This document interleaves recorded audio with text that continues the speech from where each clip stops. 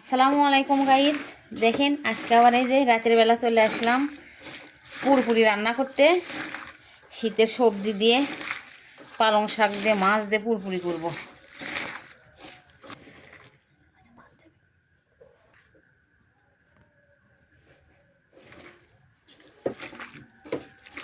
এই যে এখন আমি পালং শাকটা দিয়ে দিচ্ছি।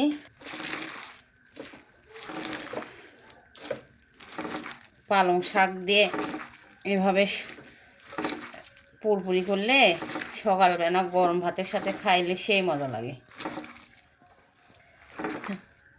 হ্যাঁ, এই যে শাক দিয়ে মাখাই নিচ্ছি সুন্দর করি।